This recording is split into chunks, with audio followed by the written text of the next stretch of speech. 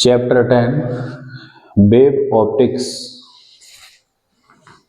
हिंदी में कहते हैं तरंग प्रकाशिकी।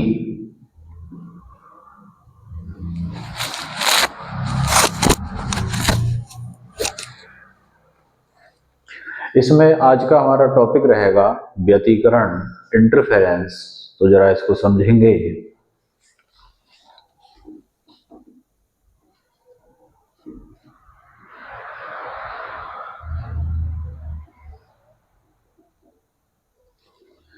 इंग्लिश में कहते हैं interference.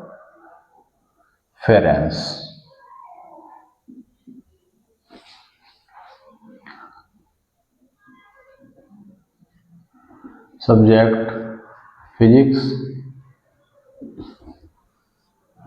Class 12th।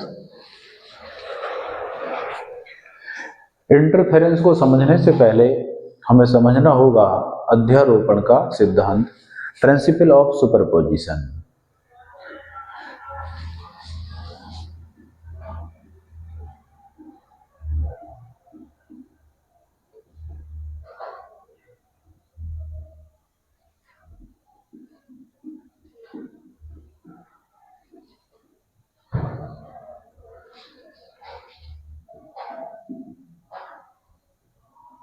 Principle of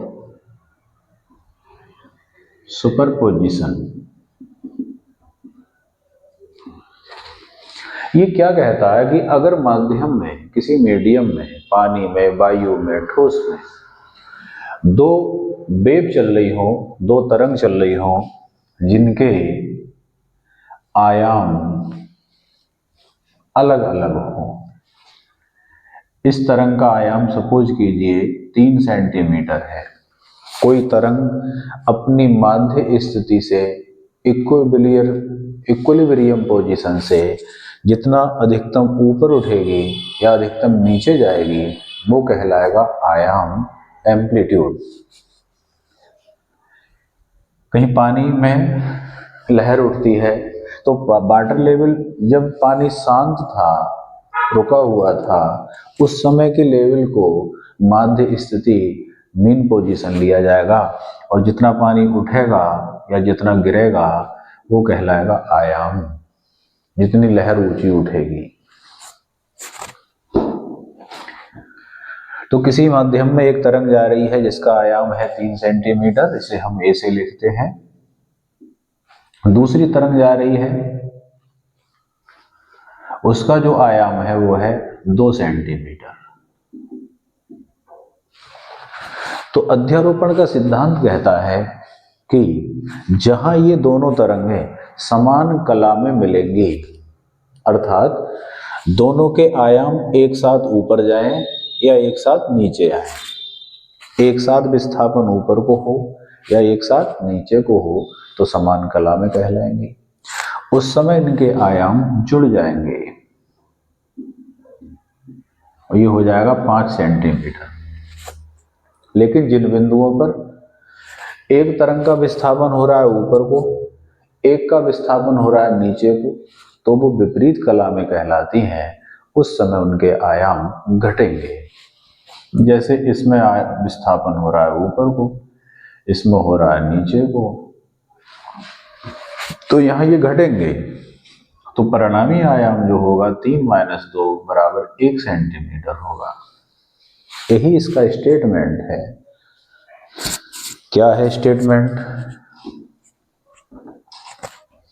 जब किसी माध्यम में दो तरंगें एक साथ चलती हैं तो माध्यम के किसी बिंदु पर परिणामी, किसी कण का परिणामी विस्थापन उन दोनों तरंगों द्वारा अलग अलग विस्थापनों के सदिश योग के बराबर होता है। अलग अलग विस्थापन 3 और 2, सदिश योग, डायरेक्ट सदिश योग का मतलब है दिशा देख के जोड़ेंगे। अगर दोनों एक डायरेक्शन में है तो जोड़ेंगे, विपरीत है तो घटाएंगे। तो जो कुल विस्थापन होता है किसी कण का, उन दोनों तरंगों के विस्थापनों के योग के सदिश योग के बराबर होता है। कथन लिख रहे हैं हम। जब किसी माध्यम में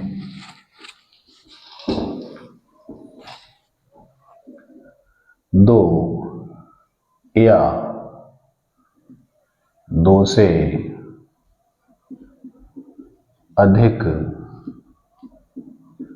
तरंगें एक साथ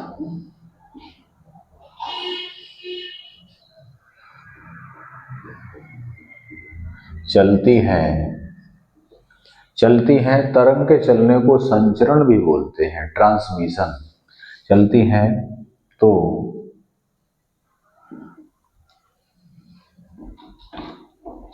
माध्यम के किसी कण का विस्थापन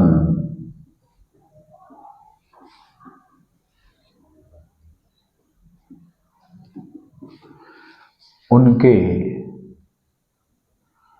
द्वारा अलग अलग विस्थापनों के सदिश योग के बराबर होता है। यहां एक शब्द में और एडजस्ट कर सकता हूं, अच्छा रहेगा। माध्यम के किसी कण का परिणामी विस्थापन, ये परिणामी विस्थापन उनके द्वारा अलग अलग विस्थापनों के सदिश योग के बराबर होता है। चित्र के माध्यम से हमने समझाया था। अगर दो तरंग जा रही है, एक दूसरी तरंग ये है। पहली तरंग, यहां कोई कण था, उस कण को पहली तरंग ने इतना ऊपर उठाया, वो विस्थापन क्या हो गया, y1। दूसरी तरंग ने उसे इतना ऊपर उठाया, वो विस्थापन हो गया y2। तो परिणामी विस्थापन होगा y = y1 + y2। सदिश योग, तो इनके ऊपर हम वेक्टर लगाएंगे।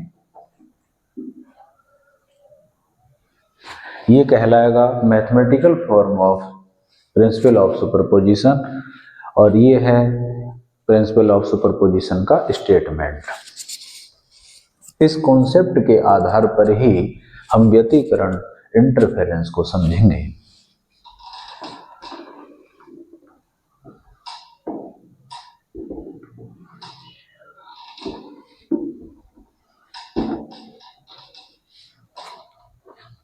अब हमारा हेडिंग होगा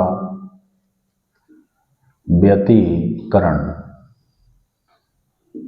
इंग्लिश में कहते हैं इंटरफेरेंस। हमने देखा है कि साबुन या सर्फ को पानी में अगर हम घोलें और उसके बुलबुले बना लें, तो बुलबुला जो धूप में दिखेगा तो कलरफुल दिखता है, रंगीन दिखता है। कारण, उसका कारण है व्यतिकरण।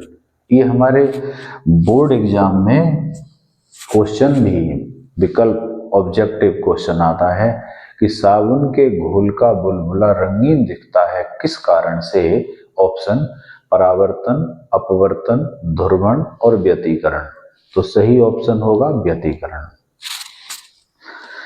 व्यतिकरण का एक्सपेरिमेंट थॉमस यंग ने बड़ी सावधानी पूर्वक किया और उन्होंने इस की घटना को एक्सप्लेन किया है और फ्रिंज की चौड़ाई का सूत्र प्राप्त किया है उसमें, जिसको ज्ञात करके हम प्रकाश की तरंगदैर्घ्य को ज्ञात कर सकते हैं।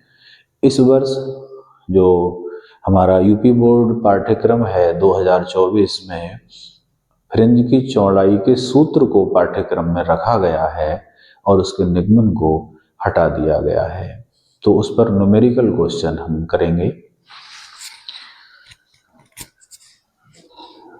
पाठ्यक्रम में कुछ टॉपिक हटाए गए हैं अलग अलग चैप्टरों से। तो खैर, व्यतिकरण का जीता जागता उदाहरण है साबुन के घोल का बुलबुला रंगीन दिखाई देना। रंगीन क्यों दिखता है, कहां से दो तरंगें चलती हैं, वो जरा हम समझेंगे। इसकी डेफिनेशन एग्जाम के लिए इम्पोर्टेंट है, तो मैं इसे रेड पेन से लिख रहा हूं, इम्पोर्टेंट।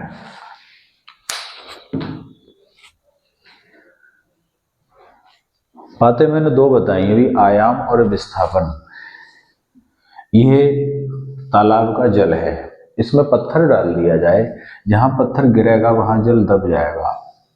जब जल दबेगा तो किनारे का जल उठेगा, यहां का उठेगा तो यहां का दब जाएगा। इस तरह से पानी में लहर बन जाएगी। तो जितना अधिकतम जल उठेगा, मैक्सिमम जो ये उठेगा, ये तो कहलाएगा आयाम। और इसके साइड की जो डिस्टेंस होंगी, ये वाली, ये कहलाएगा विस्थापन। अधिकतम जो विस्थापन होता है उसी को आयाम कहते हैं, और जो कम डिस्टेंसेस हैं वो 2000 नोन एज डिस्प्लेसमेंट, उन्हें विस्थापन कहते हैं। तो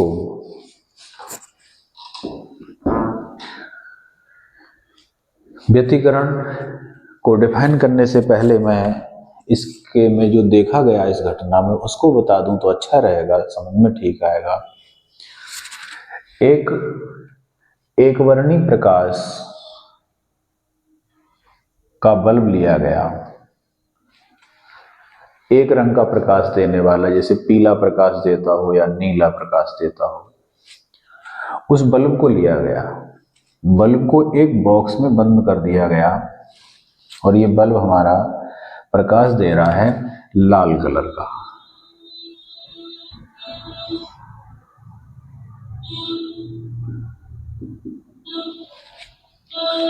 प्रकाश दे रहा है, एक बॉक्स में से बल्ब को बंद कर दिया और इसमें दो बारीक छिद्र कर दिए, होल कर दिए, पिन होल, बारीक छिद्र। तो यहां से जो लाइट निकलेगी वो बहुत पतली रे के रूप में निकलेगी, इस तरह की। इसे बोलेंगे रे, या हिंदी में बोलेंगे किरण पुंज। जैसे लेजर लाइट की पतली किरण दूर तक जाती है। सामने एक स्क्रीन है, पर्दा है, ये स्क्रीन है। तो स्क्रीन पर थॉमस यंग ने क्या देखा, उन्होंने विभिन्न काली और चमकीली पट्टियां देखी, जिन्हें उन्होंने फ्रिंज नाम दिया। तो अगर हम एक रंग के प्रकाश के बल्ब से ये एक्सपेरिमेंट करते हैं तो हमें काली और सफेद पट्टियां दिखेंगी इस तरह की, जिन्हें कहते हैं फ्रिंज। इन्हें अगर मैं शेडेड कर दूं तो ये काली हो गई, और बीच में जो रह गई वो सफेद है। तो काली वाली को नाम दिया गया अदीप्ति फ्रिंज, और जो व्हाइट वाली है बीच में उसे नाम दिया गया दीप्ति फ्रिंज। इस तरह का पैटर्न स्क्रीन पर प्राप्त हुआ। तो क्यों प्राप्त हुआ, कैसे प्राप्त हुआ, उसे एक्सप्लेन करेंगे। तो ये चित्र बताना पहले आवश्यक था। इस फ्रिंज को अगर पूर्ण रूप लिया जाए तो ये आगे घूमकर इस तरह से आती हैं, ये इस तरह की आएंगी, तो इनका शेप कहलाएगा, इनका आकार कहलाएगा अति परवलयकार। तो बोर्ड एग्जाम में ये भी एक क्वेश्चन आता है कि जो फ्रिंज बनती हैं व्यतिकरण के एक्सपेरिमेंट में, उनका आकार कैसा होता है। तो ऑप्शन होगा अति परवलयकार, हाइपरबोला।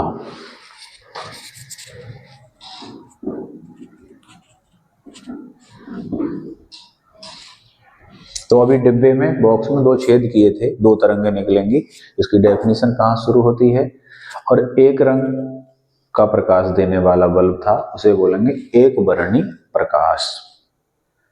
अगर उस एक रंग के प्रकाश के बल्ब की जगह हम साधारण बल्ब ले लें श्वेत प्रकाश देने वाला, तो जो ये फ्रेंजें बन रही थी ये सब रंगीन हो जाएंगी और ये अलग अलग ना बनकर एक दूसरे पर ओवरलैप करेंगी।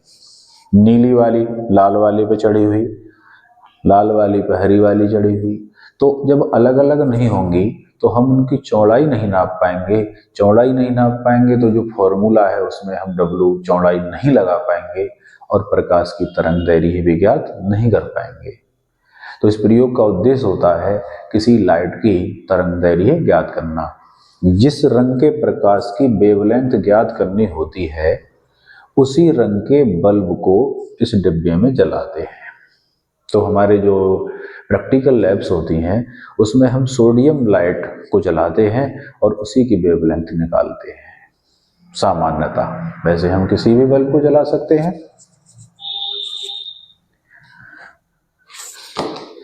इसे डिफाइन कर रहे हैं जब समान आवृत्ति मतलब एक ही रंग का प्रकाश है, जब समान आवृत्ति और लगभग समान आयाम या समान आयाम हो, दोनों तरंगों का आयाम समान हो, उनकी फ्रीक्वेंसी समान हो और वो माध्यम में चलती हो। जैसे भी डिब्बे में से रेड कलर की दो तरंगें निकल रही थी, तो उनके आपस में मिलने से अर्थात उनके अध्यारोपण से कुछ बिंदुओं पर प्रकाश की चमक, प्रकाश की तीव्रता अधिक हो जाती है और कुछ बिंदुओं पर तीव्रता कम हो जाती है।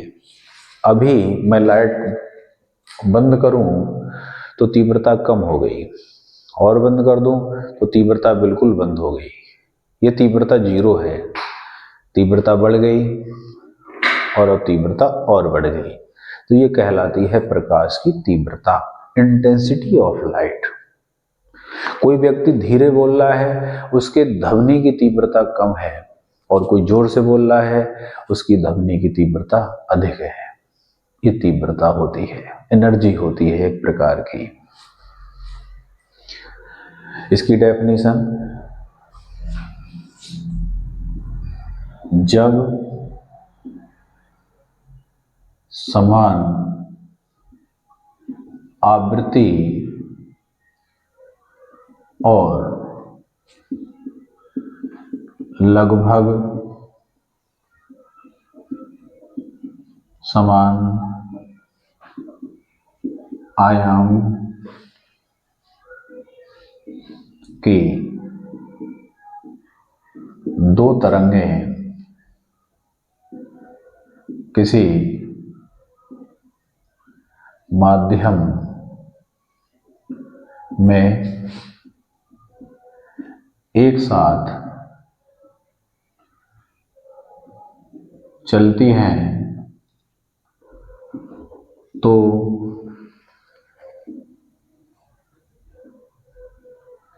उनके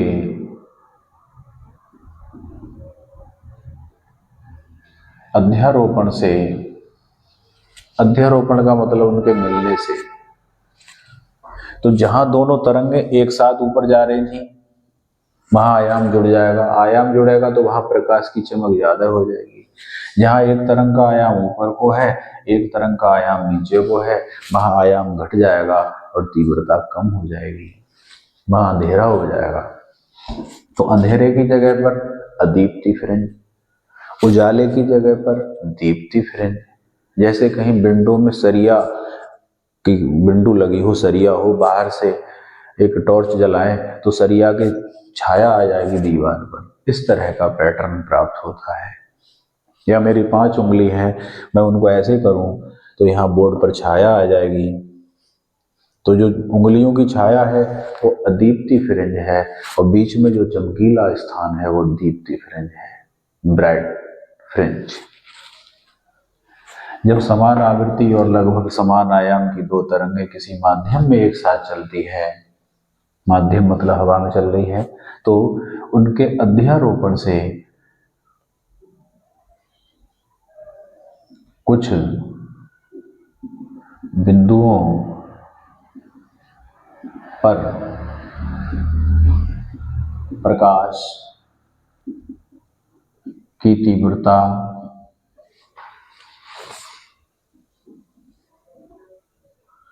अधिकतम तथा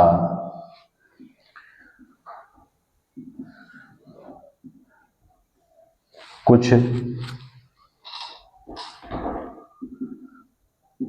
बिंदुओं पर तीव्रता न्यूनतम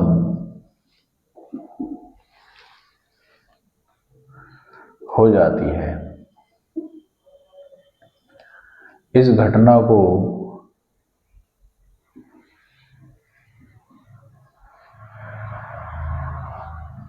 व्यतिकरण कहते हैं। तो ये शर्त अगर लागू हो तो प्रकाश में भी व्यतिकरण हो जाएगा, ध्वनि में भी व्यतिकरण हो जाएगा, वो भी वेव है, तरंग है, साउंड में भी व्यतिकरण होगा। तो जिन बिंदुओं पर प्रकाश की तीव्रता अधिकतम मिलेगी उसे कहेंगे समपोषी व्यतिकरण, लिख रहा हूं अभी। और जहां तीव्रता न्यूनतम मिलेगी, जहां अंधेरा मिलेगा, उसे कहेंगे विनाशी व्यतिकरण। तो दो लाइनें इसके नीचे। जिन बिंदुओं पर तीव्रता अधिकतम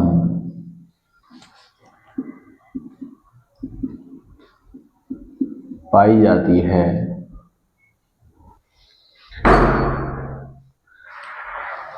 जिन बिंदुओं पर तीव्रता अधिकतम पाई जाती है उसे समपोषी व्यतिकरण, और जिन बिंदुओं पर तीव्रता न्यूनतम पाई जाती है उसे विनाशी व्यतिकरण कहते हैं। तो जहां दीप्ति फ्रिंज बनेगी वहां पर समपोषी व्यतिकरण होगा, जहां अदीप्ति फ्रिंज बनेगी, डार्क फ्रिंज बनेगी, वहां पर विनाशी व्यतिकरण होगा। डिस्ट्रक्टिव इंटरफेरेंस, यह है कंस्ट्रक्टिव इंटरफेरेंस।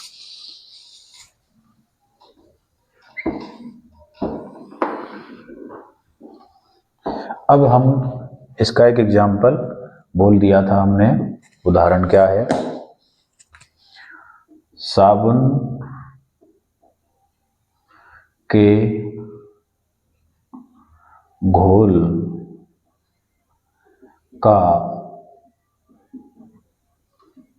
बुलबुला रंगीन दिखाई देना। साबुन के घोल का बुलबुला रंगीन दिखाई देना, ये व्यतिकरण का एग्जाम्पल है। और भी एग्जाम्पल इसके हो सकते हैं, फ्रिंजें भी हो सकती हैं। अब हम एक्सप्लेन करेंगे आखिर कि कुछ बिंदुओं पर चमकीली फ्रिंज और कुछ बिंदुओं पर डार्क फ्रिंज क्यों बनी, और फिर समपोषी व्यतिकरण की कंडीशन क्या होगी और विनाशी व्यतिकरण की कंडीशन क्या होगी। इन बातों को हम एक्सप्लेन करेंगे।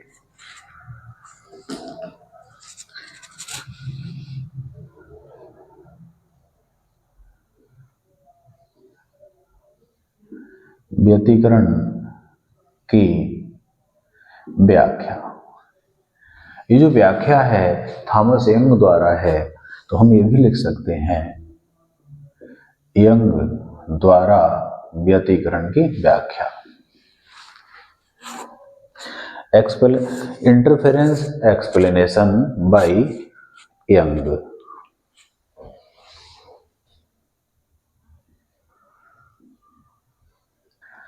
Interference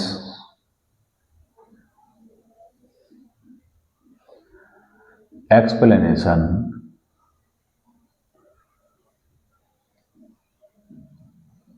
bye young.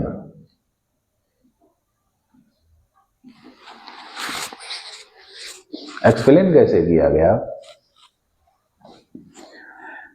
यह एस है मोनोक्रोमेटिक लाइट सोर्स अर्थात एक रंग के प्रकाश देने वाला कोई बल्ब। जैसे हिंदी में कहेंगे एक वर्णी प्रकाश स्रोत। मोनोक्रोमेटिक लाइट सोर्स, पीले कलर का प्रकाश हो, नीले कलर का हो। सामने दो बारीक छिद्र हैं जिन्हें हम स्लिट कहते हैं। एक डिब्बे में, जैसे जूते का डिब्बा होता है, उसमें बंद अंदर बल्ब को रख दिया, उसमें दो बारीक पिन होल कर दिए, बारीक छिद्र कर दिए, उसमें से लाइट निकल रही है। तो इधर का पोर्शन दिखाया नहीं है, ये बंद है। ये दो छिद्र हैं, इन छिद्रों को बोलते हैं स्लिट या कहते हैं झिर्री। इसको हम डिनोट करेंगे S1 S2, क्योंकि स्लिट कह रहे हैं वो। आगे स्क्रीन है, पर्दा है जिस पर हमको चित्र दिखेगा, पैटर्न दिखेगा। ये हम पहले भी बना चुके हैं। तो जब यहां से लाइट निकली, इस स्रोत पर गिरी, इस पर गिरी, तो according to Huygens second wavelet theory, Huygens के द्वितीयक तरंगिकाओं के सिद्धांत से इन पॉइंट से नई वेव्स निकलेंगी, सेकेंडरी वेवलेट्स निकलेंगी। तो उनको मैं इस तरह से दिखा रहा हूं। अब जो वेव होती है उसमें दो पार्ट से मिलकर बनी होती है। कोई भी वेव दो पार्ट से मिलकर बनी होगी। जो हाईएस्ट पॉइंट है उसे कहेंगे श्रृंग। श्रृंग माने शिखर, चोटी। और जो निचला पॉइंट होगा उसे कहेंगे गर्त। गर्त माने गड्ढा। ये भूगोल, ज्योग्राफी का शब्द है। कहीं पर हवाएं चलती हैं तो मिट्टी के टीले ऊंचे हो जाते हैं, श्रृंग, शिखर, और कहीं गड्ढे हो जाते हैं तो वहां गर्त बोलते हैं। तो तरंग का कुछ रूप वैसा ही है। तो श्रृंग और गर्त को हम यहां डायरेक्ट और डॉटेड लाइन से दिखा रहे हैं। तो डायरेक्ट लाइन से जो दिखाया है वो तो है श्रृंग, और डॉटेड लाइन से जो दिखाया वो है गर्त। तो ये हो गया श्रृंग और ये हो गया गर्त। फिर आगे श्रृंग और फिर गर्त। ऐसे ही इस स्रोत से निकलेगी तरंग, श्रृंग, गर्त, फिर श्रृंग और फिर गर्त। इस तरह से तरंग आगे प्रोसीड करेगी, चलेगी, ये चलेगी। अब होगा क्या, ये दूसरी वेव को मैंने ये बना दिया।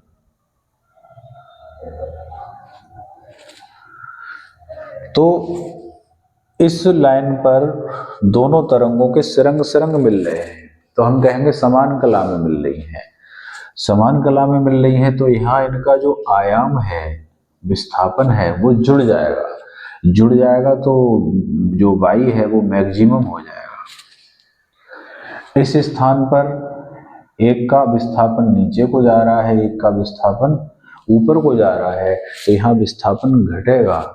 घटेगा तो यहाँ विस्थापन मिनिमम होगा।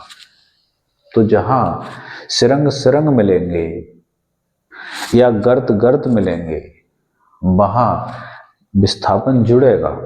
जुड़ेगा तो मैक्सिमम होगा। मैक्सिमम होगा तो तीव्रता अधिक मिलेगी, क्योंकि तीव्रता डिपेंड करती है विस्थापन पर, आयाम पर। तो यहाँ तीव्रता ज्यादा हो जाएगी। जहां विपरीत कला में मिल रहे हैं वहां तीव्रता कम हो जाएगी, विस्थापन घट रहे हैं। इस तरीके से, तो इस तरह से इसको एक्सप्लेन किया है। तो देखिए, जहां पर ये श्रृंग गर्त से मिल रहा है वहां पर हम काला बिंदु दिखा रहे हैं, वहां तीव्रता कम प्राप्त होगी।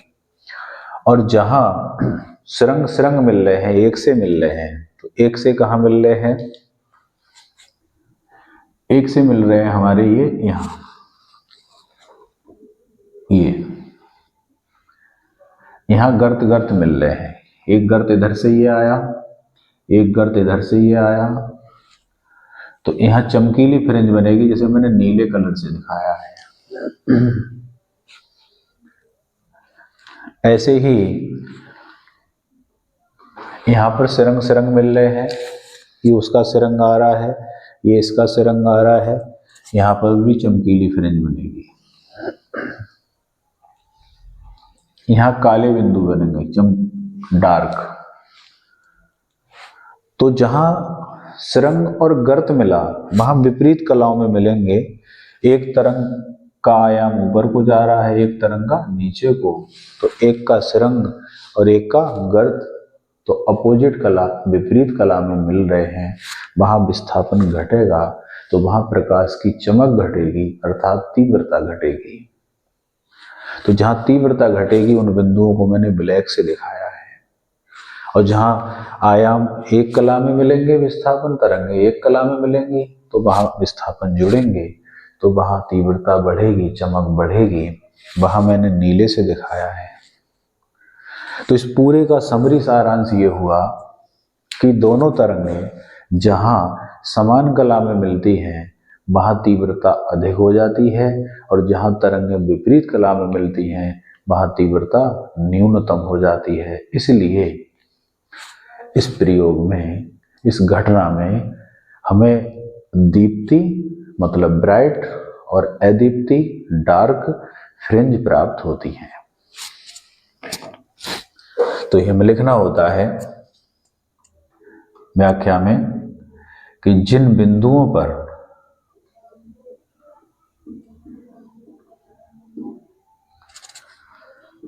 तरंगें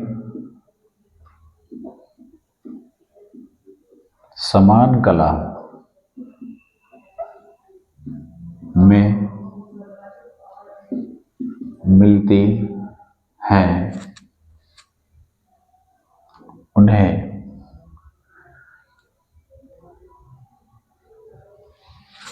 जिन बिंदुओं पर तरंगें समान कला में मिलती हैं उन पर दीप्ति फ्रिंज बनती है, और जिन बिंदुओं पर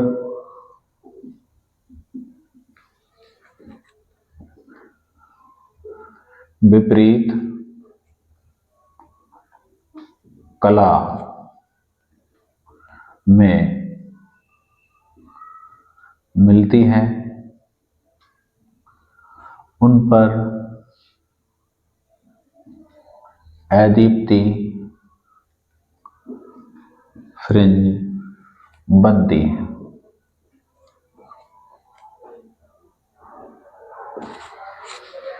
समान कला और विपरीत कला, फिर बता रहा हूं, दो तरंग जा रही है इस तरीके से, एक तरंग ये जा रही है,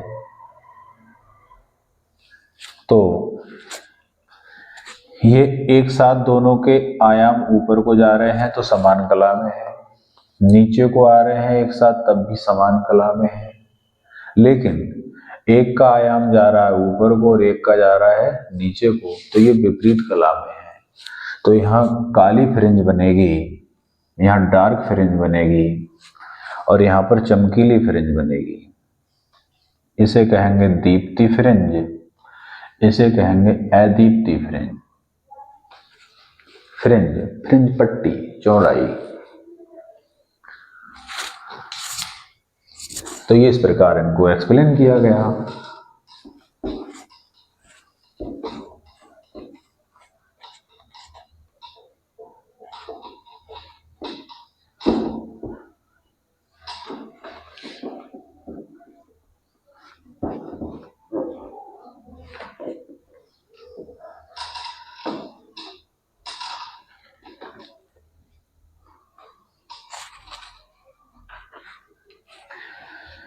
तरंग की तीव्रता और आयाम में रिलेशन, ये डेरिवेशन है, इसे हम नेक्स्ट वीडियो में करेंगे।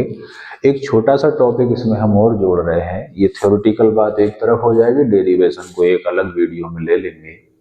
वो अपने आप में लगभग 25 से 30 मिनट के बीच में होगा। परिणामी तरंग की तीव्रता का फॉर्मूला। यहाँ की छोटी सा टॉपिक और लेते हैं, कला कोण, इंग्लिश में कहते हैं फेज एंगल। ये क्या होता है, एक तरंग के माध्यम से समझेंगे।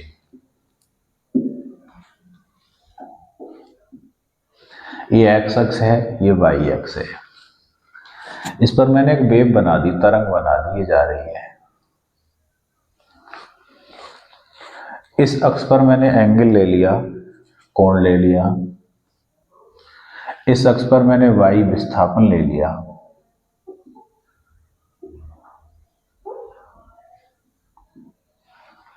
जहां तक तरंग मैक्सिमम उठेगी वो आयाम कहलाएगा ए। ये प्रदर्शन हुआ। अब कोण जब हमने इधर लिया है तो तरंग का आधा चक्कर ये है, आधा चक्कर ये है, यहां आकर एंगल हो जाएगा 360, यहां हो जाएगा 180, और इसके और इसके बीच में यहां पर एंगल होगा 90 डिग्री। अब अगर यहां कोई पॉइंट लिखा है P और पूछा जाए कि पॉइंट P का कला कोण बताओ, फेज एंगल बताओ, तो हम 90 डिग्री बोलेंगे। अब अगर कोई दूसरी वेव और जा रही है यहीं पर, निब्बे ब्लू कलर से मैंने बना दी, ये दूसरी वेव जा रही है,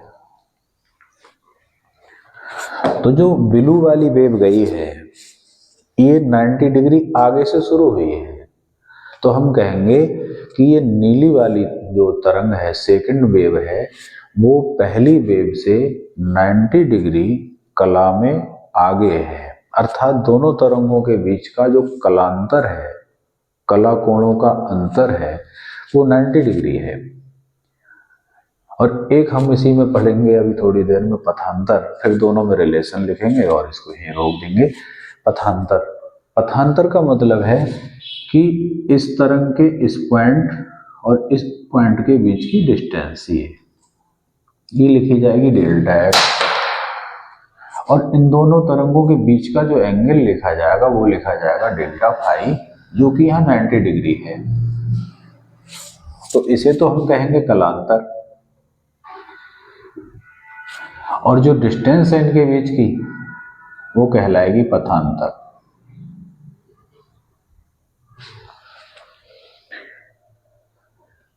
तो पहले कला कोण को डिफाइन कैसे किया जाए। कला कोण के द्वारा कण की स्थिति और दिशा दोनों पता लगती हैं। अगर हम कहें कि किसी कण की कला जो है 270 है, 270 डिग्री, तो उससे क्या पता लगेगा कि मूल बिंदु से यहां तक हम आए और फिर नीचे जाएंगे, तो 270 डिग्री एंगल 180 और 360 के बीच में यहां होगा 270।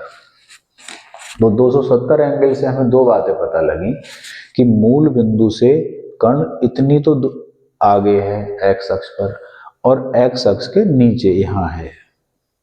अगर कहा जाए कि किसी कण की कला 360 डिग्री है, तो हम पता लगाएंगे कि वो इस एक्स अक्ष पर यहां है। 270 डिग्री है तो यहां से नीचे की ओर है, 90 डिग्री कला है तो इतना आगे अक्ष से ऊपर की ओर है। तो डिस्टेंस का भी पता लग रहा है और डायरेक्शन का भी पता लग रहा है कि वो अक्ष से ऊपर है या नीचे है। तो किताबों में इसकी डेफिनेशन लिखी गई है कि वह राशि जिसके द्वारा किसी कण की स्थिति और दिशा दोनों व्यक्त की जाती हैं उसे कला कोण कहते हैं। अंग्रेजी है फेज एंगल, तो फेज का पहला अक्षर यहाँ पी है। अब पी हम पावर को लिखते हैं, तो फेज है की आवाज ग्रीक भाषा का लेटर फाई देता है, तो इसे फाई से रिप्रेजेंट करेंगे। अब है कलांतर और पथांतर में रिलेशन क्या होना चाहिए। तो रिलेशन जो प्रगामी तरंग होती है हमारी, उससे रिलेशन बनाया गया है। प्रगामी तरंग का इक्वेशन होता है y equal to a sine 2 pi small t upon capital T minus x upon lambda, ये होता है। ये दो तरंगों के लिए अगर मैं अप्लाई करूं तो यहाँ आएगा y1, यहाँ आएगा x1 पहली तरंग के लिए, दूसरे के लिए आएगा y2 a और sine 2 pi t upon capital T minus x2 upon lambda. अब हम इससे कंपेयर करा दें, y equal to a sine phi से इसकी कंपेयर करा दें, तुलना कर दें, तो क्या होगा? तुलना करने पर ये फाई की वैल्यू आ जाएंगी। तो पहले इक्वेशन से उठाएंगे तो फाई का रोल ये कर रहा है ये पूरा, तो फाई की जगह पे ये आएगा, या यहाँ लिख सकते हैं y equal to a sine phi. अब साफ साफ दिख रहा है, हाँ ये होगा। तो फाई का रोल ये कर रहा है ये, तो हम लिख सकते हैं phi equal to 2 pi small t upon T minus x1 upon lambda. पहली तरंग की डिस्टेंस x1 है पहले कण की, तो यहाँ फाई 1 आएगा। दूसरे के इससे कंपेयर कराएंगे तो phi 2 pi small t upon capital T minus x2 upon lambda. इसे फाई 1 लिखा, इसे फाई 2 लिखा, दोनों को सब्ट्रैक्ट कर दिया तो phi 1 minus phi 2 equal to, ये घटा दिए।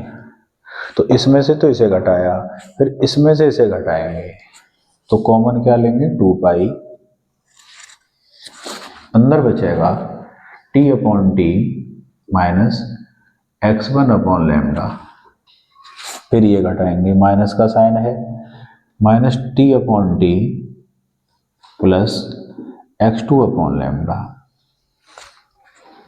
इसमें कुछ कट रहा है t से t,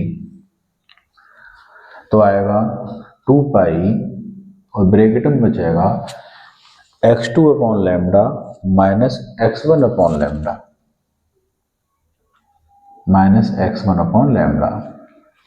तो एलसीएम लैम्डा हो जाएगा, ऊपर आ जाएगा x2 माइनस x1, प्लस का हमने x2 को पहले लिखा और x1 वाले को बाद में लिख दिया।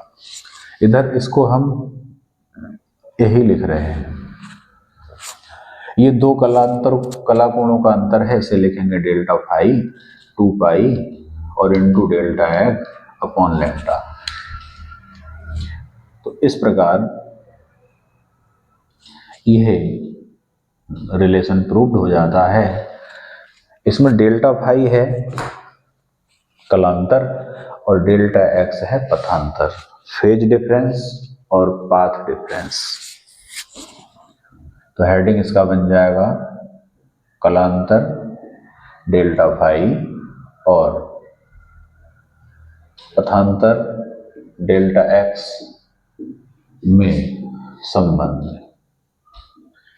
इस पर आधारित एक नंबर का कोई न्यूमेरिकल हो जाता है, नहीं तो हम कहीं न्यूमेरिकल करते हैं तो उसमें हमें इसकी आवश्यकता होती है, ये ध्यान रखेंगे।